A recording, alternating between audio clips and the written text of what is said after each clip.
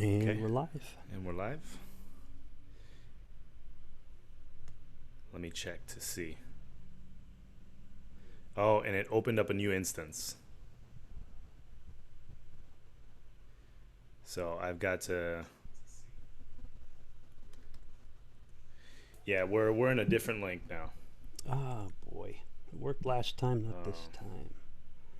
I did the same thing. I did the same way as last time. And it pulled up an old thumbnail. Hey, there's LG Bino. LG Bino's a mod now. Thanks, LG. Hello, Jason Abramson. How you doing? Yeah, we have people on the other listing, the other instance. So I just posted it in the. Yeah, we have 24 people in the other chat. Okay. Just give it a second. We'll get him over. Hello from Slovenia. Hello, Robert. I've been to Slovenia before. Beautiful country. Good morning, everyone. Good morning. Hold on. I'm going to go ahead and post this. I'll put it in Cardano official. Lots to talk about today, guys. Crazy market stuff. We'll touch on market. Feel free to comment on the market. Oh. We usually don't talk about how and why the price. Like, we don't do financial advice. Oh, I see. You got it in Cardano official. All right. I'll remove mine. You're good. Oh, I removed it. Okay, I'll leave it there. Okay. Sorry. That's all right. We got it. Okay. We know it takes a few minutes to get warmed up. It takes a few moments, especially if the link doesn't connect. I did it the same way as last time. It didn't connect this time. Yes. Hello from Lithuania. Hello, Ross. How you doing?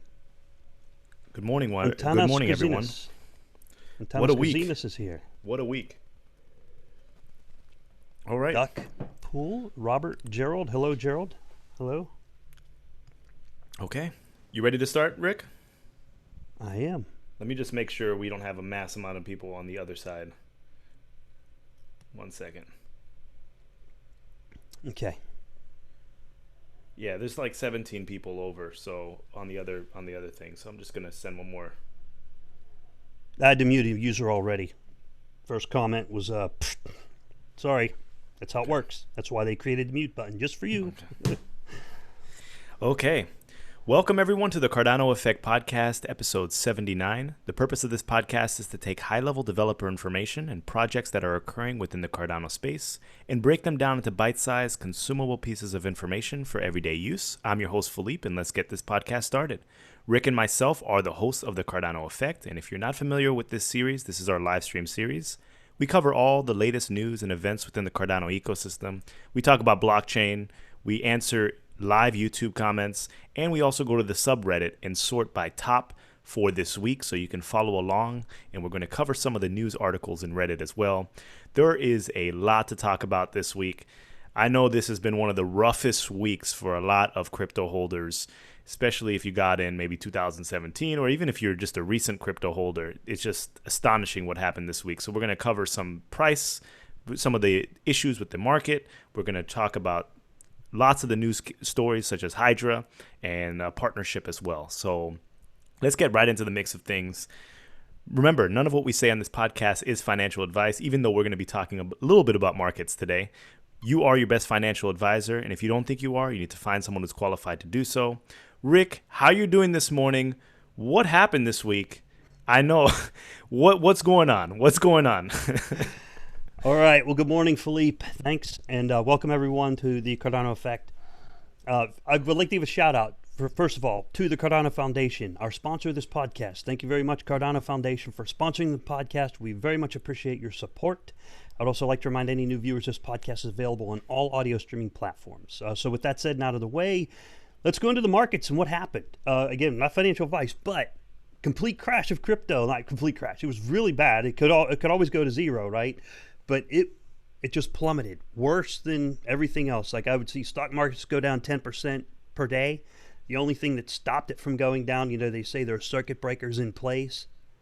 Well, I don't know how the circuit breakers work, but the only thing that seemed to stop the downward trends the past week on the stock market was when closing would close at the end of the day, and then the bleeding would stop. And then the next day it would pick up, spike, drop again. $1.5 trillion printed in the last week. Not even printed. They don't even print it anymore. They just type some numbers in a computer somewhere. I don't know where that computer is, but if hackers ever get a hold of it, we're in big trouble. We're in big trouble. Someone gets a hold of that computer where they type in the new money numbers. Yeah, buddy. We were all in the Cardano Effect Telegram channel. We were monitoring the price live. It went under 2 cents at one point. And just for point of reference, I know most people here are not ICO buyers. The Japanese ICO investors bought at around 10 times less than the entry price for Cardano in the market. So they were buying at 0.002 cents. That's their ICO price. But when it hit markets, it was right around 2 cents, maybe a little bit above, right around that marker. And we went below the initial price that it hit exchanges on. And it was just astonishing, because if you really think about how high we climbed, we went all the way to like $1.18, and then we are like 99% down all the way back to exactly where we started. I'm going to share some thoughts and emotions that I had. I mean, I was extremely frustrated, because in about a month, I'll be in crypto for about 3 years. I got in, right around this time in 2017. That's when I started investing. And you look back, I mean, Cardano was not launched until the end of November, but it's like we're right back to where we started. And that's like 3 years later. And it's just, it's highly upsetting, very upsetting. And we could be here for a long period of time, and we could also go down a lot more. It's not, these markets are extremely fickle. Don't let anyone try to con you and say that, it's a hedge or it's a safe investment. You need to make sure you do what's good for you, because you could lose all your money at the end of the day. It's very possible. I don't know, Rick, did you want to touch on that a little bit? Yeah, and there's also a lot of good comments in the chat. I would like crypto's not a hedge against anything. I just call it like it is. Call it like I see it. In the future, it could be, should be, would be, whatever, but we're not there yet. Yes. So you just got to call it like it is. And I never even expected it to be a hedge against anything. You will see, there are times where big personalities in crypto will call it a hedge. You often see Pomp and Peter Schiff going at it on crypto Twitter between Bitcoin and gold. You can't compare Bitcoin to gold. There's no comparison. No comparison. Gold has way too much functionality. Gold has been used as a store of value and a means of exchange for thousands and thousands of years. The only purpose for cash and fiat was gold's too heavy or gold is dangerous. Gold, right? And that's the only purpose. Exactly. So fiat was used to represent gold and silver. I mean, I got gold rings, a gold tooth, not that I wanted one, silver necklaces. So precious metals, gold, silver, brass, copper, nickel, all of them, have been used for centuries and millenniums to represent value, because they have value. They also have inherent functionality. Yes. So the markets are competing with that functionality in technology and in jewelry and in medical devices. So that value is retained. Gold, I think gold lost the least. I'm not looking at the chart right now, but the precious metals lost the least. Everything lost. Everything lost. The only thing that didn't lose was toilet paper. Okay, toilet paper is the winner. If you had stocks in Charmin or Scott or whatever, any of the toilet paper manufacturers, you might be doing okay. I don't know. Yeah. But you can't.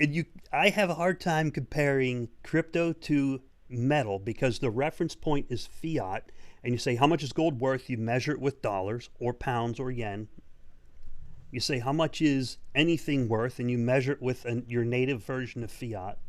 Then you say, how much is crypto worth? You also measure it with fiat. But until you start measuring the price of a taco with crypto, or the price of a hamburger with crypto, then crypto's still not king. It's not king until you start doing that. It's not. I just right? call it like it is. Yes, and right now cash is king, because in order to get the most powerful asset in the world right now, which is toilet paper, you need to have some cash on hand. Yeah. It's going to be a little bit difficult to buy toilet paper with your crypto.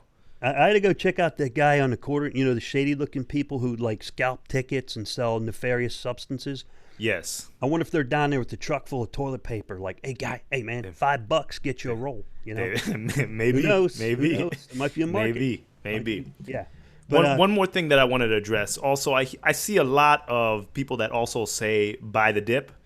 Well, we've dipped all the way back to our initial reference point, so I think we need to change the vernacular because, I mean, are we going to say dip all the way to zero? Like, I mean, at some point, it's just, you know, whether you want to invest or not. There's no more dips anymore. It's back to where we started. It's like, yeah, I mean, you go for it or you don't. We need a new word when it's below the dip. Yeah. Because when it hit 0.0192 cents and then it jumped to 0.0198 cents, me and Jeremy were joking about, hey, it bounced. Yeah, Okay. exactly. Yeah. That was like a 10% bounce or something like that. Yeah. Okay, okay. It's barely over 2 cents at this point. Well, another vernacular that kind of gets me a little bit is on crypto Twitter. I visit crypto Twitter quite a bit, and people get kind of angry with other people who call it like it is and say, yeah, crypto got wrecked, you know, it did. But then you say, oh, if you have weak hands, then maybe crypto's not for you. Well, that's probably not a good dialogue to have, because if you find all these reasons why crypto is not for you, then what will happen is eventually you're not going to have anybody left because everybody can find a reason why crypto is not for you. So if you keep pushing that dialogue, then good luck with mass adoption. You'll be lucky if anybody's using it. Exactly. We have to be very careful, especially I see a lot of people scaring people off like, oh, you know, let's just let the weak hands shake them out. I mean, how much longer are we going to do that? Because we're burning so many people that will never, ever come back to crypto regardless of the price just because of their experiences.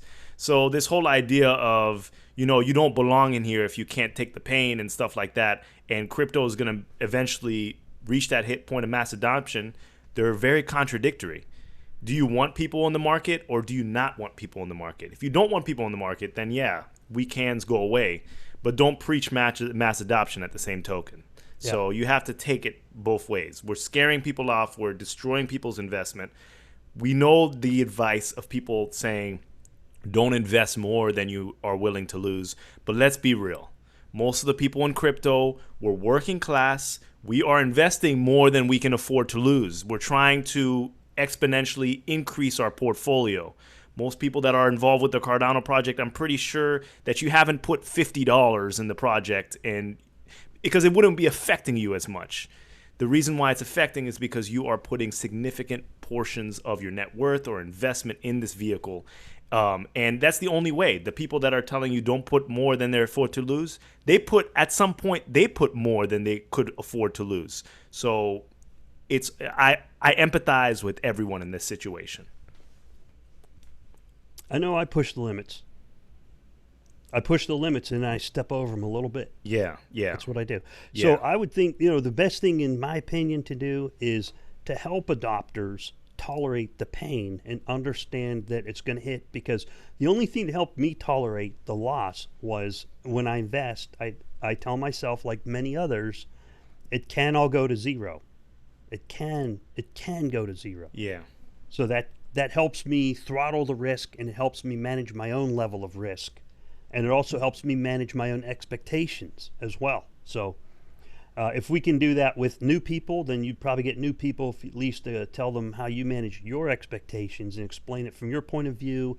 I think people like that. I think they like stories. I think they like to hear from other people's experience. Agreed. Rather than preachy soapbox style advice. If you give there's two things that probably throw people off. Preachy soapbox style advice might throw people off. That's only my opinion. And also predictions that are no good, because right now the whole TA thing is not looking good either. Nobody called it. 2 days before the crash, I kept seeing little people drawing lines going up. Okay. The crash hit and like, oh, look, lines are going down now. Oh, that's what I do that in my head. Yeah. I just look at the chart and go, yeah, it's going down. Yeah. Nobody knows 10 minutes from now what will happen. Nobody knows. No. Not even 10 seconds from now. No. You know, there is a book that kind of called this. Someone had mentioned it on a different stream. There was a book called Patriots, and it was about preppers and about a financial collapse. But the predication was what is going to cause the financial collapse. Well, in this case, it's not a financial collapse. It's not a complete collapse. There's mitigation in place, but it was the virus. It was the virus. I saw something, a good post by Caitlin Long saying, yes, the virus poked that bubble, but we have been in debt for the longest period of time. It was going to be anything. If it wasn't the virus, it was going to be something else eventually. Yep. We've reached a tipping point, and you know, I thought that was a very accurate tweet, in my opinion. Yeah, Caitlin is brilliant. She nailed it. I totally agree with her. There was a big bubble on everything, and the virus is the needle that popped the bubble. Exactly. So that was it. So That was funny. Duckpool said Rick doesn't believe in TA. Learned this today. I stopped believing in TA like a couple years ago. Long time ago. I only had to look at it for about a week and say, no, that obviously doesn't work. I could get chicken bones in a wooden cup and ask the chicken bones, up or down? yeah. I'm going to go with the chicken bones. Or flip a coin. So we feel your pain, everyone. We feel your pain. We have some stories to talk about. Let's flip the switch a little bit and talk about some of the cool things that happen within the Cardano ecosystem. I know the price has been a main issue, and I know it's on the top of your mind, but we also had the release of a very important paper this week. It was the Hydra paper. Anyone can access it. It's on ePrint.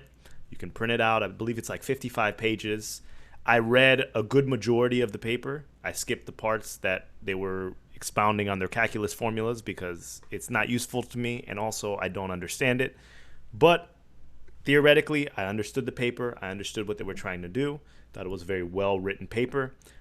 Rick, do you have any thoughts on Hydra? And comment in the comment section as well. Did anyone read it, and what do you think about it? I do. Off the top of my head, from what I can remember, I'm going to look it up now, but for the bottom of page 29 through the bottom of page 36 reads for normal humans like me and Philippe, and for and there's some graphs. The graphs also help, but my key takeaways were that there were simulations run. It's not working Hydra code, that doesn't exist yet, but they ran the simulations to verify that it is feasible to run 1,000 transactions per second on a global network. The test was between Frankfurt, Germany, Oregon, and Tokyo. So on a global scale, using scripts, modeling, and simulation, they were able to produce information that indicates that 1,000 transactions per second is possible. Then, with each pool operating as a head of the Hydra, that would be 1,000 times 1,000 pools would give you 1,000,000 transactions per second, theoretically, based on simulations. Yes. Keywords. Theoretically, based on simulations. Yeah. The better part is we will have some folks from the Hydra team on the Cardano effect. Yes. To give us a better understanding of what work has been done and how Hydra is planned to operate. Yes.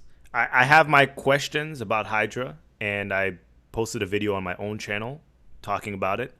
I would like to ask the experts to answer the questions more thoroughly, and maybe they can give us a little bit more insight of how it's going to work, how it's going to function with these nodes, especially if we have issues with forking or certain nodes may be turned off at certain periods of time, how we're going to achieve finality, making sure that the heads are communicating with the main blockchain and communicating in a way that actually processes transactions quickly and efficiently.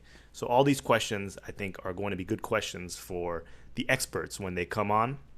And but Cardano has written a lot of papers. I mean, I should have bring my stack today. It's at my dad's house. So next time, I keep on forgetting. I'm gonna bring it next time, and I have to print the new papers. And the stack is growing, and there's very good theory behind what Cardano can potentially do. So it's about finding a way to build these solutions now. So I thought the paper was excellent. And if you need to go and take a read, it's very novel, and check it out, because we're looking for that Lightning Network type solution, but that actually works, because Lightning Network does not work. So if we can achieve this Lightning Network, the theoretical Lightning Network on Cardano that actually works, then we're in a whole new game. So we'll see. Yeah, and another thing you touched on, very important, was near 1 second finality, which is extremely fast. Like nothing, I don't think anything has achieved that yet. The fastest crypto I've seen is Nano. Stellar's pretty quick, but the fastest one I've seen is Nano. But I don't know about the finality and the security. Yeah, it was the bottom of page 29 to the page 36. Page 36 goes into conclusions for simulations. And another thing we're interested in hearing from is critics who can read the thorough details of the Hydra paper and give us some inputs on what you think is not possible, or you think is not feasible, or maybe not simulated well enough to come to any sort of conclusion. But keep in mind, this is also the research phase, so now's a good time for that kind of stuff. But these are peer-reviewed papers, so you're probably not going to find a whole lot of criticism on crypto Twitter unless you got people with PhDs who are good at designing cryptos. Yeah. That are going to provide critical input. But we certainly would welcome some feedback on this paper to help us formulate some questions and, how will this really work? Yeah. I have my notes, I have my concerns, and I'm waiting for that Hydra TCE episode so we can really air it out and see exactly the steps that we're going to need to take in order to get this implemented, and how long it's going to take to get implemented. And because I'm assuming that this is going to be a project for the Haskell side, because that's our kind of like our final version for Shelley. So we're going to make sure that all of these things are running correctly, and there are no issues, because especially with issues with when you're running specific nodes for specific companies, like if you're a state channel, like they say in the paper, you have to make sure that the transactions are actually going through. You have to make sure that they're accurate, and you have to make sure it's communicating with the main blockchain, because these are businesses that are putting their information on the blockchain. And if they're getting a decline message, or they can't put the information through, then they're going to seek other solutions. It's like you go to the grocery store, it's seldomly that your credit card just declines because it can't communicate. It declines because there's probably no money in the account, or maybe there's an issue with that specific terminal. But most of us go to stores and you can swipe your credit card every time, and it achieves that finality pretty quickly. And the ledger is completed for Visa or MasterCard or whatever card you go forward. So if we're having an issues with nodes connecting to each other, or nodes actually processing the transactions, then it's going to be a hit and miss whether those transactions can actually even be put through. So that's an important thing, a point of contention to make sure that we specify when these people come on. Yes, it has to function well. All right. So should we check chat? And yes, I'll give a chat. brief update on the ITN. Sure. Yes. And we'll switch into other subjects. Okay. All right. Okay. So if you have any questions, let us know in chat. We'll see if we can get them addressed. Feel free to help each other out in chat as well. I'm going to scroll back up. I see a question from Mike Long 300. For those who are new after the snapshot, do we need to update in regards to data lists, or do we need to wait until mainnet? I am seeing posts that are showing stake pools in the wallet. I have to reread that question. I think there's a two-part question there. Yeah. There will not be another snapshot. Currently, there is no published information that there will be another snapshot on testnet. I have not seen it. No, me neither. As far as stake pools in wallets, excuse me, the current, there is the ability to retire nodes now. That came out with, it came out with previous versions of Jormungandr. But retiring a node will remove it from wallets and stuff like that. I don't know if anybody's used it yet. I haven't tried it myself. I don't have a need for it. Yes. Jormungandr, you want to talk about a little bit about Jormungandr 0.8.14 based on that? Yeah, 0814 is very performant. We just ran 24-hour endurance tests on 0814. It goes to the bleeding tip and stays at the tip, so it's running well. It did require a few parameter changes, which is expected from build to build. So it's performing very well. There's not a lot of changes in features, but what it does is it works with the newest version of Daedalus 2.3.0, and people are seeing better performance out of Daedalus now. So when Daedalus first boots up, it'll contact the IOHK servers because it has a list of the servers and say, basically, I'm a node, what does the network look like? And then it will start gathering information about the network with initial contact from the IOHK servers. So at this point, the ITN is very highly decentralized, and then the wallets will begin talking to the pool nodes and gathering updates as time goes on, and you leave the wallet open. People are also showing, I did a crypto Twitter poll, and there's a large percentage of people who are seeing 60% have seen improved performance, 20% have not seen improved performance, and 20% said show results. So that's a big gain. What is that? That's a 3 times. So 3 times the number of people are seeing improved performance on the 2.3.0 Daedalus wallet. We're also seeing network synchronization on the ITN. I'm going to hop over to Pool Tool real quick. I don't know if you want me to do a screen share. I didn't plan on doing it, but I can, and do a quick walk around. But there are quite a few. You want me to do a quick screen share on that? Go for it. Okay, let me drop that up there. I can't see the chat or anything else when I do this. Let's see if this works. Okay, I'm going to share that out. All right, so I'm over here on Pool Tool. Can you see that okay? Yes. And I went over to the hamburger, that little 3 things called hamburger, network health. And over here we're seeing, okay, go to network health, that 62 nodes out of the reporting nodes, this is the reporting nodes only, some people are not reporting to Pool Tool. There's a greater percentage on 0814. This is a really, really good sign that 0814 is performing well because the majority of nodes are on it. Not the majority, but the plurality, the largest number are on that. Sorry. 41 nodes on 089 variants, and then a few that are on 0813 and so on, previous variants. So 089 Alpha 6 is probably top. 0814, here's your 0814 variants. Michael Fazio already released 0814 Alpha 2 with his special upgrades. And if I go to 089, let me see first. Okay, 089 variants aren't listed. Network is looking okay. Yesterday it was at 94.6%. Today network sync is at 92.3%. This synchronization between the nodes. Current block heights is looking good. This is the tip of the blockchain from the reporting nodes. So 208 nodes are reporting at the tip of the blockchain. And then the other nodes, just a tiny bit of lag here. Now what you'll see is this bar will bounce down as soon as one new node, there it goes, right after I said it. So a node just created a new block, and the other nodes are receiving it.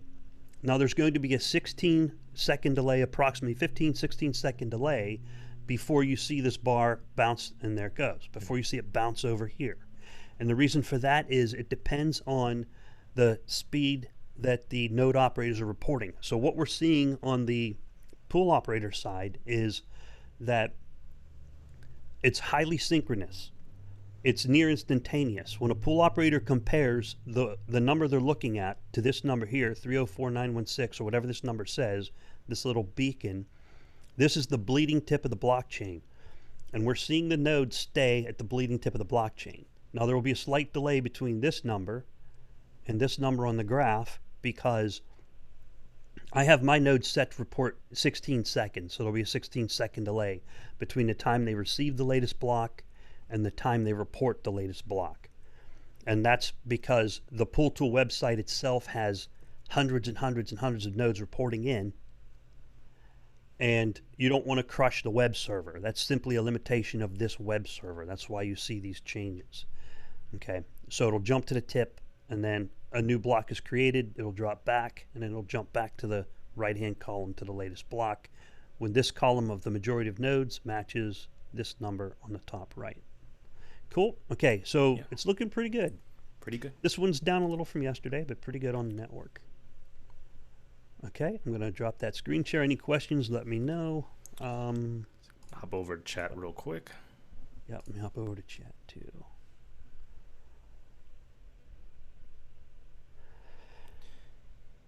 All right. Falcon Thanks, Eye Vision. Luke, for helping people out.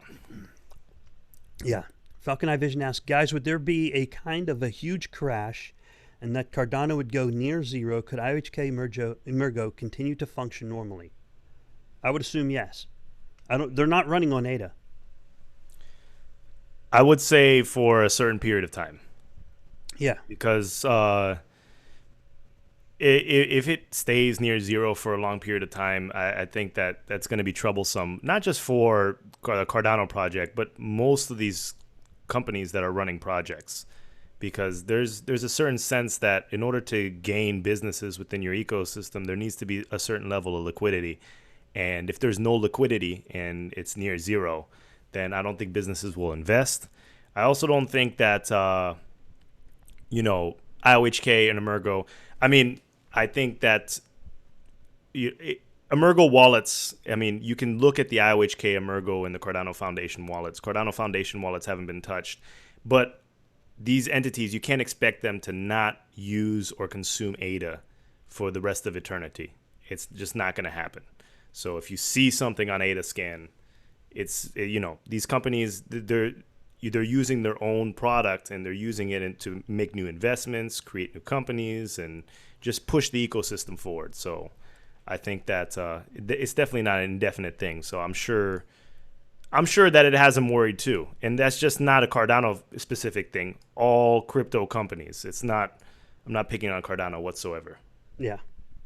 So I think they'll be fine. They'll be fine. We don't know the inside details. Philippe and I have no inside information, so we can't really answer stuff like that definitively. Oh, I do have a question here. Oratube says, Rick, don't ask people to reach out to you on Twitter when you're not answering emails. I apologize, I didn't get back to you. I did answer the first email. I told you that I would send you a Zoom link, and Duck is correct. I am extremely busy. I apologize. I completely forgot. I actually have to close Telegram when I'm doing these live streams because I have many people reaching out to me, and I'm also extremely busy. I travel all over the world all the time. So I apologize, Oratube. I'll get back to you. I'm going to send you a Zoom link exactly like what we have here, but it'll be a private link, and I can help you fix your dataless wallet. If your dataless is still broken and you upgrade it to 2.3.0, delete everything. Delete every trace of the old wallets. You got to get into that file system and delete anything. If you're on Windows, everything in %appdata%. You got to delete all of it. Get rid of every trace of the old wallets. Install 2.3.0 and use your 15-word seed to restore the wallet. That's what you got to do. That's what you got to do. Oratube, let me know again. I'll check my email. I do get tons and tons of email and tons of stuff. I apologize. That was my fault. I completely forgot. Let's see, any other questions here? I got people pinging me on Telegram while we're doing this. Yeah. But I love Telegram and I enjoy social media, but Go easy on Rick Oratube, because I sympathize with that too, because I get a lot of messages myself, and we're one person, and it's a lot of Rick works a full-time job. I work. And it's difficult communicating and balancing everything and making sure that you're getting to every single message on so many different platforms. Just so much time in a day. Yeah, I got to be careful not to overload. The old saying, alligator mouth, dragonfly butt. I've never heard that saying before. Yeah. Well, they use the word ass, but I wasn't going to say. Okay. They got the alligator mouth and the mosquito ass. There you go. That's the saying. Okay, let's see. We got another. There was another. Oh, can you elaborate on what those endurance tests are, Rick? Oh, the endurance tests. Well, endurance testing is just pushing the new nodes, the pool operator nodes, to make sure it works over time. And usually we hit it with a lot of transactions, but on the test net, it's too expensive. And he also asked, are you sending fake transactions in the network? No, not currently. I just got back from San Diego last night, so I plan on setting one up. I guess I can do one tonight. I can hit fake transactions. They're just noise. Basically, the fake transactions are noise on the network. Those aren't really an endurance test because the network drops them. You know what I mean? Yes. So I can do those, but I cannot test real transactions to the degree that it needs tested because they're too expensive. It's Yes. 0.4 ADA per transaction. So if I did the endurance tests like I did during the network phase and hit it with 100,000 transactions, that would be 100,000 times 0.4 ADA, whatever that number is. 40,000? 40,000 ADA? Yeah, that's how much it would cost. 100,000 times 0.4? Yeah. Yeah. That would cost 40,000 ADA to do the same test. Yeah. So that's why we did it on the network phase when we used fake ADA. But Yeah. Theta is real ADA. I think I need to test that, and then I go, oh, And then I'm going to burn real ADA. Incentives work. that's it. All right. I also have just switching gears real quick because also in our title, we're going to talk a little bit about the GenTwo partnership. So we are sponsored by the Cardano Foundation here. And I said it when our first episode happened, that when we're speaking with the Cardano Foundation, when we were sponsored by IOHK, which was a great sponsorship, we didn't have a point of contact to receive information. So now, like with the Cardano Foundation, we have points of contact and we are in constant communication. So we know a little bit about what the Cardano Foundation is doing prior to them releasing certain products. So I have a PR release statement in front of me that was sent by the Cardano Foundation. It might be public too, but we can talk about it. And basically, I'm not sure if we touched on this, but there is a partnership with a company called GenTwo. And I want to get everyone involved here because I want to hear your opinions about what this is. But GenTwo and the Cardano Foundation have reached a cooperation agreement aimed at creating the basic infrastructure based entirely on Cardano to launch new financial products.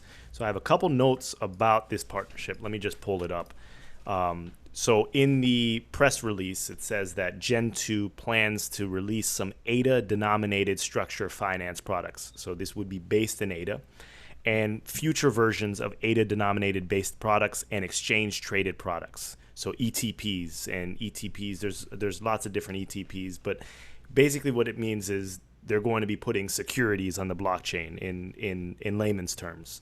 So what they do is they issue a ISIN, which is an International Securities Identification Number for securities. So they're a Swiss-based company, and they offer the ISINs for Swiss-based companies. So you could run a security technically on the blockchain or in the traditional market in a Swiss market, which is a little bit which is wonderful because they're a Swiss-based company, but I learned that the ISINs vary from country to country.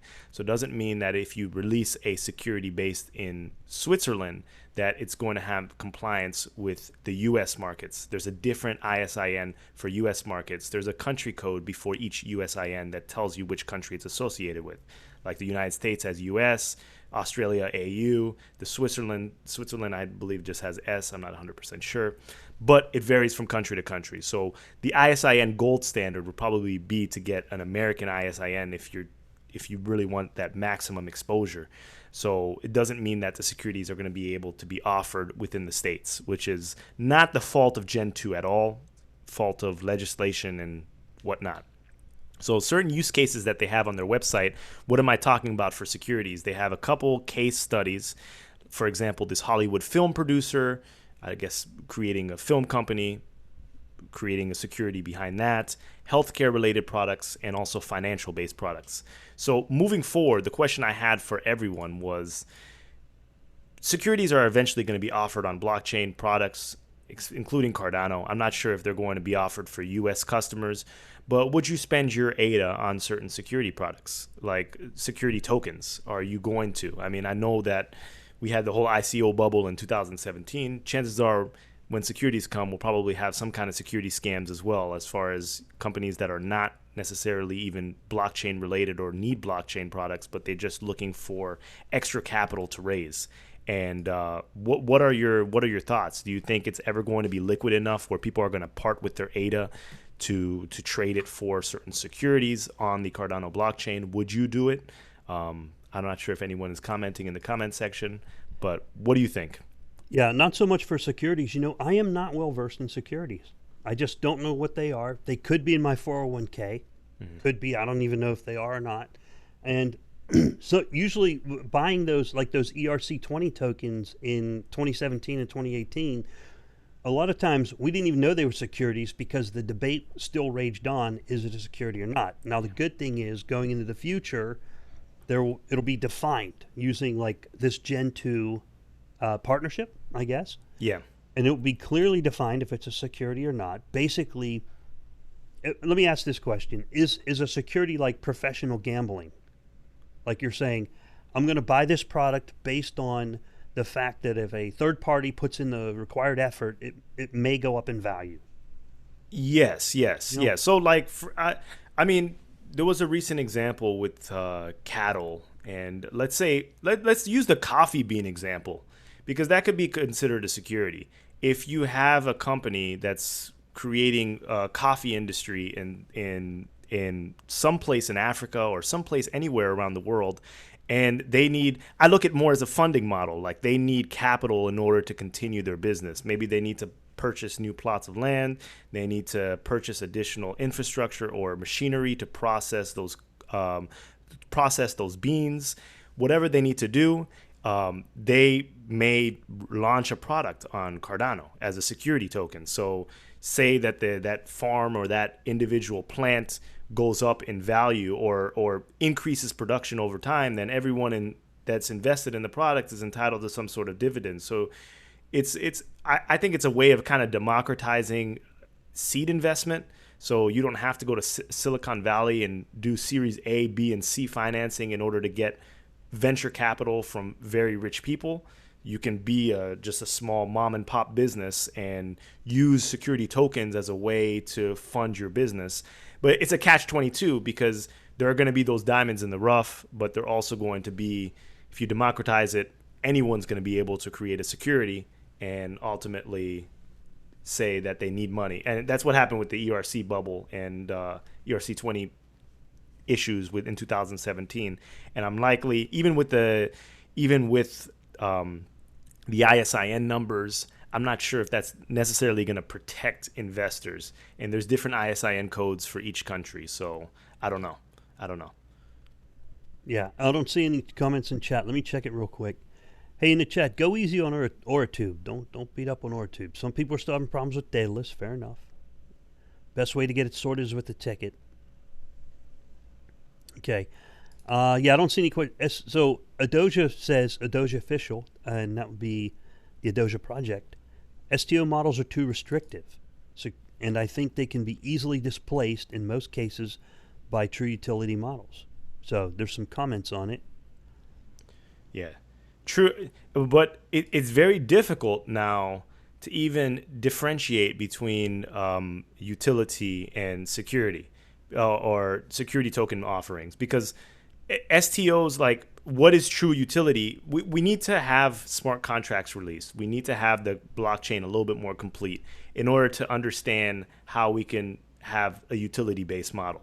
I mean, that's what it comes down to, because there's a fine line. Like, you could say you could just implement a simple smart contract and say it's a utility token, but is it really? Or are you just using that as a facade in order to offer a security token? Yeah, Philippe, you bring up a good point. I think crypto has an identity problem. I don't think crypto knows what crypto is. I think it has an identity. Is it a store of value? Is it peer-to-peer digital currency? Both are not the same thing. A store of value is not always a peer-to-peer digital currency. You know what I mean? Yeah. My 401k is not cash. I can't buy a taco with my 401k. Is it a security? Is it a blah blah blah? You know what I'm saying? Yeah. So I think crypto, although it's very flexible, it's so flexible that it has an identity problem. What is crypto? That's a good question. Yeah. Is it peer-to-peer digital cash? I'll give you a good example. Nano is a good one. Just a good example. Yeah. I can send it from my phone to somebody else's phone in an instant. I can do the same thing with Yoroi on ITN decentralized. Yoroi Mobile, I think, is going to be a big hit. Yeah. I think it's very important. Along those lines, there's a question from Falcon Eye Vision. I think it's a good question. Can we go over to that in the chat? Yes. I want to make sure we hit our questions on the chat.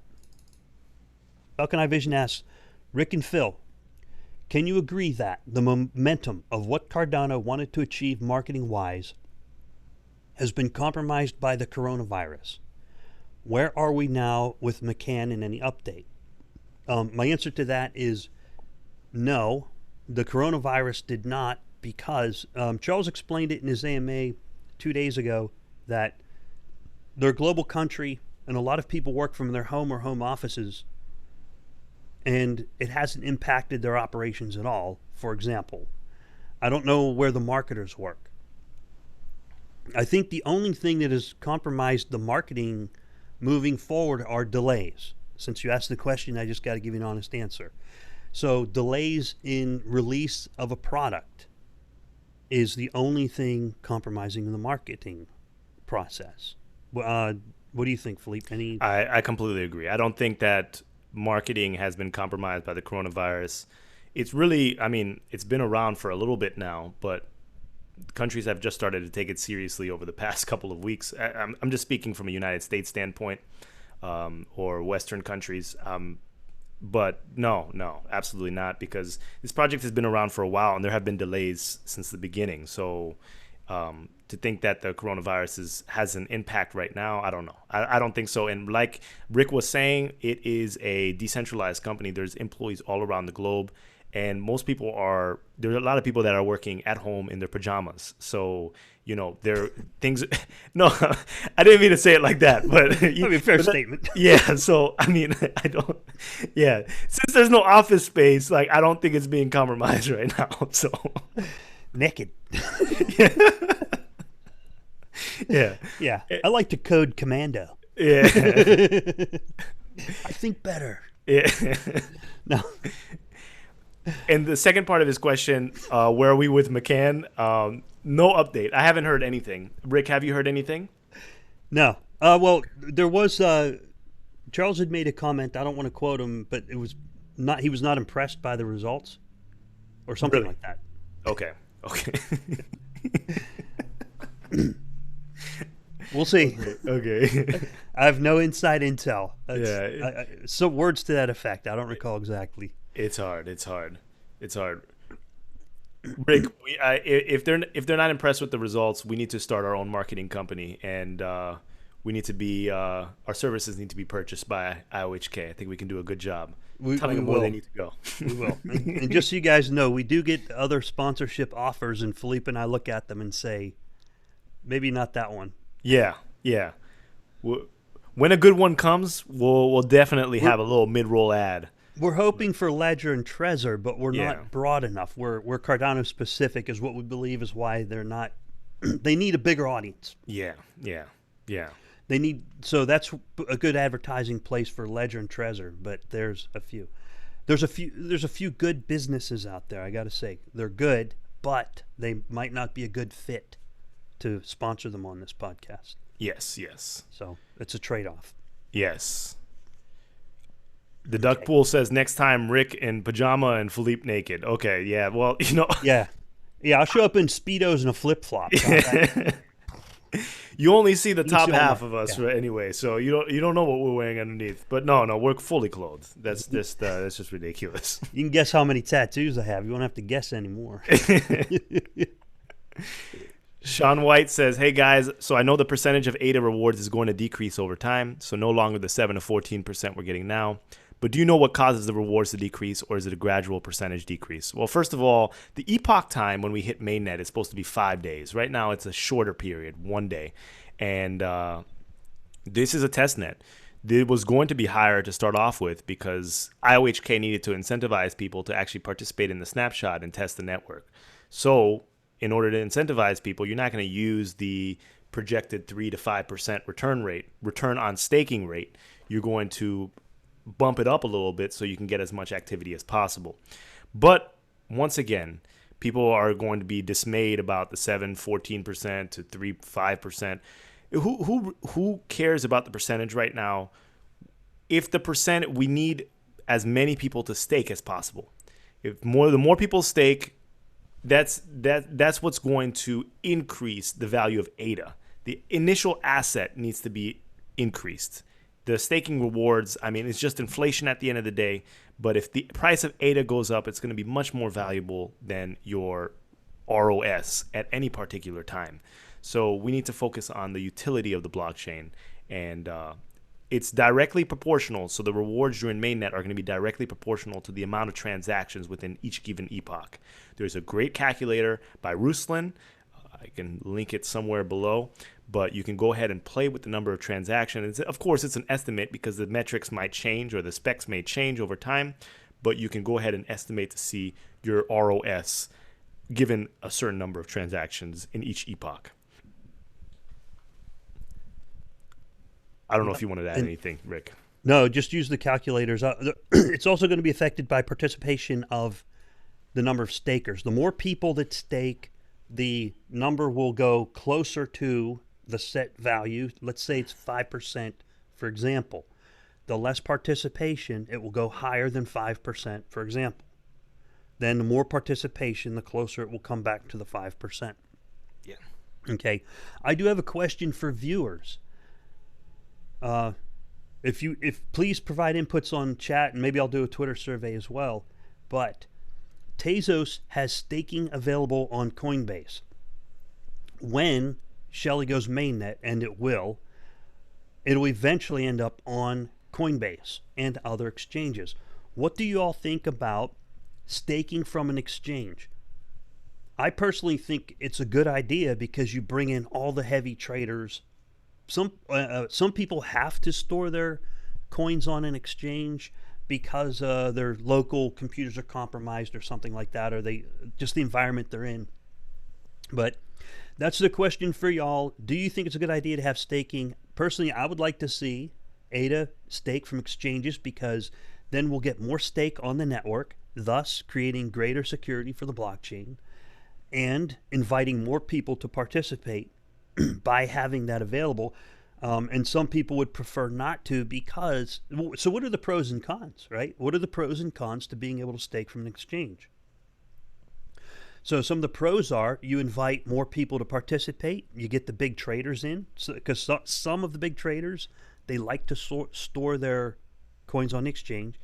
And some of the cons are the exchanges could abuse it. They like what happened with Justin Sun and CZ on which token was that? Was that Tron? That wasn't Tron. Yeah, was it Steam or Steam? Yeah, Steam. Something like that. Or something, yeah. But Cardano is not affected by that currently, and once that ability comes out, it would probably be preventable. Like the protocol won't allow it. So, what do you guys think? That's a good question for y'all. Okay. I see Duckpool saying I'd rather see them in our pools, that's a good point because when Coinbase comes out with staking, even if they offer a significantly higher percentage, the user experience of staking on Coinbase is going to beat all of the third-party pools out there. So individual pools will be affected. Third-party pools will be affected. And you can't hate on the staking platform in Coinbase. I mean, I think you posted something about the Tezos. It looks really cool, and it's going up, and it's so clean, and it's just that's mass adoption because that's what normal people want to see. That Robin Hood type experience where everything is interactive and they can see it live. So unless some of these third-party pools build out solutions like that, there's no competing. And right now, there's no incentive for third-party pools to build out a platform like that. So likely, if it goes to exchanges, they will squash a lot of the ADA. I mean, they will attract a lot of the ADA that's floating around right now. They will. Plus the traders, some traders, if they like high-speed trading, hey, let's let them stake and also still be able to trade because Cardano's giving you the ability to do that. Yeah. For example, with EOS, for you to unstake it, you got to wait 3 days for it to unstake, and then you can move it. Mm-hmm. But with Cardano, you can move it while it's still staked, and then whatever happens at the end of the epoch is whatever happens, right? Yeah, exactly. Okay. And it's something like you see the big whales out there. I mean, people that probably have, I don't know, 10 million US dollars and more in actual tokens. Not ADA tokens, dollar values. I mean, you have like $10 million on Coinbase or Coinbase Pro, and you go on vacation. It's staking while you're trading it. It incentivizes you to stay within the system. I mean, you could be earning over $1,000 a day, given the ROS of staking within Cardano. So it's very, I think it would be good for that. It will. I think traders would stay longer within certain assets if they knew they were earning returns in that downtime period. Yep. And I don't want to speculate, but there could be some value to being able to trade a coin that you can also stake, to where people say, you know what, I want that coin. I want to trade into it, So there's some good trade-offs there. I don't know what they all are. And people are complicated, Yeah. It's really hard to figure out what a market's going to do. It really is. It is. Let's see. What else? There's, I think staking from an exchange would work out okay as long as the person has the ability to pick any pool they want. If they are stuck staking only to that exchange's pool, that would be a drawback. That would be a con. Mm-hmm. But if they could stake to any pool on the network, that would be a pro. Yeah. Right? Exactly.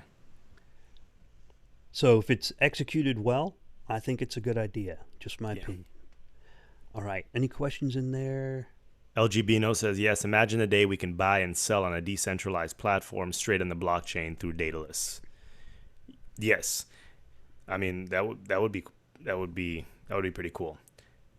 Dataless needs work. Dataless needs work. I think that since 2017, if you go on the datalesswallet.io website, there's two assets, Ethereum Classic, I believe, and Bitcoin, that says coming soon. It's been there since 2017, sorry. And I'm waiting for multi-currency support. Like, we've been waiting for a while. It would be cool to have a whole kind of platform within Dataless. I think that would incentivize people to keep their funds within Dataless. If they can manage multiple coins within their portfolio, they can do some kind of swaps within Dataless, but it just hasn't happened yet. And I think that we're probably far from that because we have a lot of intermediary steps. But it's something that would be extremely useful. Extremely useful. There is. And what's interesting, the technology called extended UTXO, the very, very underlying technology, allows Cardano to not only use Hydra, but it also puts it in a position to be interoperable with UTXO model accounting, such as Bitcoin, and accounting model, such as Ethereum. Yeah. And those have both been shown. The icon for each has been on the datalesswallet.io website ever since Dataless was first released. Yeah. It's still there today. So in the big scheme of things, the plan is to interoperate. Yeah. But an interesting thing that came up about, can other coins use Hydra? Someone asked a question about Ethereum 2.0. I'll go back over to that question in a minute. Okay. I got to scroll back to it. But the other blockchains would have trouble using Hydra in the way it's been released, because Hydra requires the Hydra requires the extended UTXO model to operate, and none of the other blockchains are currently using the extended UTXO model. Which kind of brings us back to that question about Ethereum 2.0. I'm sorry, I lost it because it scrolled. Let's see. Oh, who asked that?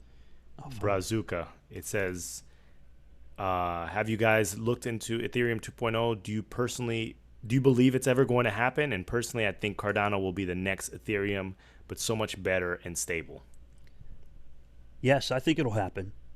They'll get there. Yeah. Ethereum 2.0 will definitely come out. Vitalik's brilliant, and their team is brilliant. They have a lot of developers. They've been very productive.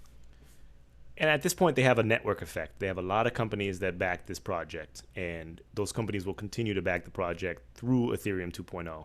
So they're always going to have some place in the market, in my opinion. Yeah, and Cardano will... I think Cardano will be the next Ethereum, but so much better and stable. It could. There's the potentials there. I think Ethereum 2.0 and Cardano are going to look a lot alike. By the time it's all said and done, they're going to look a lot alike, which is okay. That's a good thing.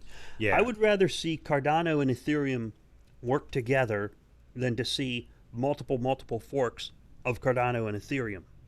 Yeah. You know what I mean? Yeah. Because my own personal take on that is, like, between Bitcoin and BSV and BCH and Bitcoin Gold and all the other variants of Bitcoin, although some people say the value goes up, my initial thought is, well, it'll devalue my coins because people are spending their value buying those other coins instead of buying the coins that I bought, right? Yeah. Yeah.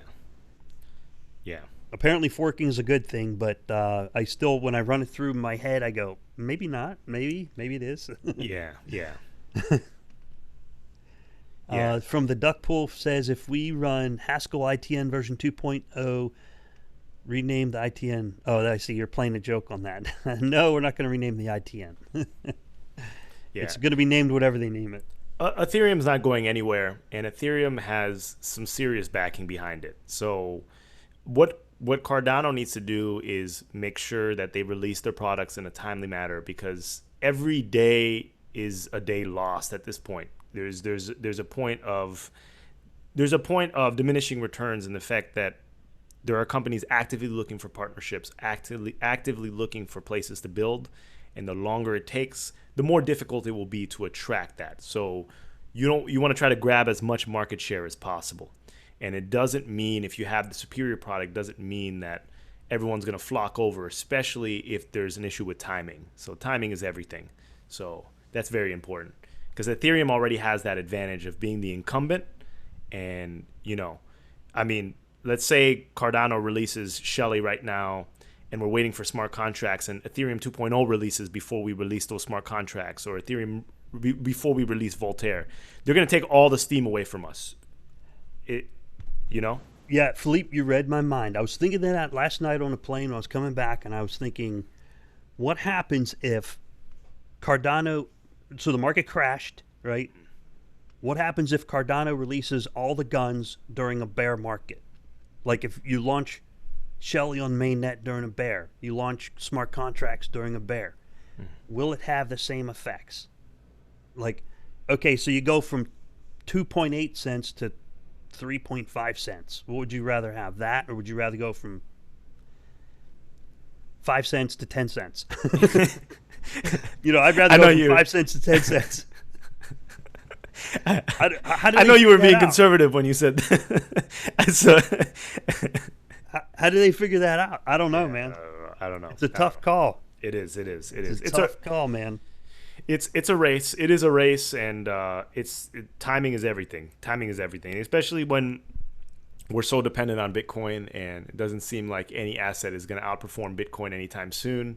And Bitcoin's not going to outperform Bitcoin anytime soon. So it's about methodically releasing these products. But I think there's something to say about, even if we release these products during the barest of barest times, when the sunny days do come back, then we'll have a fully built out platform ready for people to come, instead of scrambling and saying another product, wait for this other product. I think it's more important right now to release as much as possible. This way, when the bulls do come back, if they ever do come back, we have the fully functioning thing. The car is already working.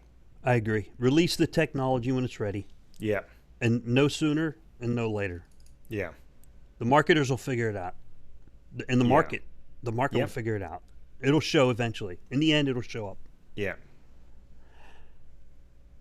But my initial inclination is like, yeah. Yeah, Nick says, we need to get it out now so we're ready to ride the wave back up. Yeah, I agree, Nick. Yeah. Toilet paper's outperforming Bitcoin. Yeah. Yeah. That's true. Stack it up. up. Demand is higher. Stack it up. Demand. If you're selling toilet paper, make sure you don't get caught by someone that posts you online. You'll be ridiculed for price gouging toilet paper.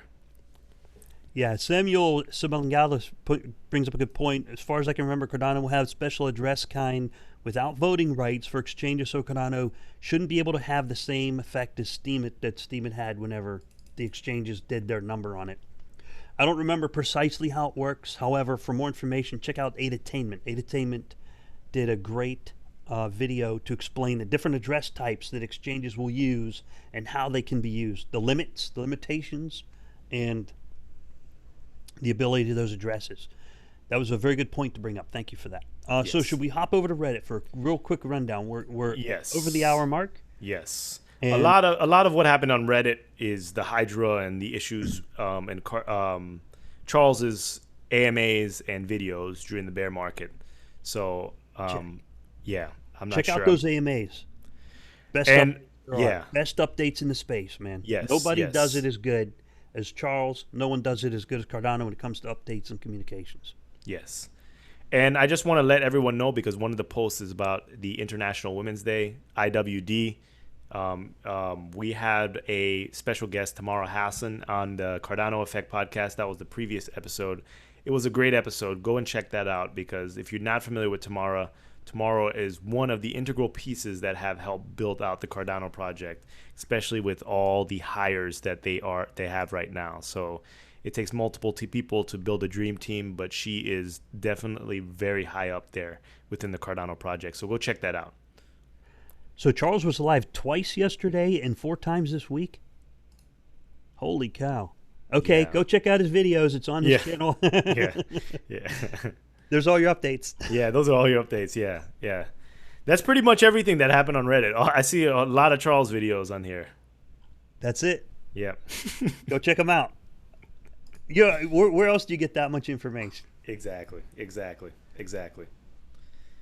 Even in a bear market. Oh my gosh, think about that for a second. It just dawned on me. The market was trashed, and he's all over YouTube. Yeah. That tells you right there.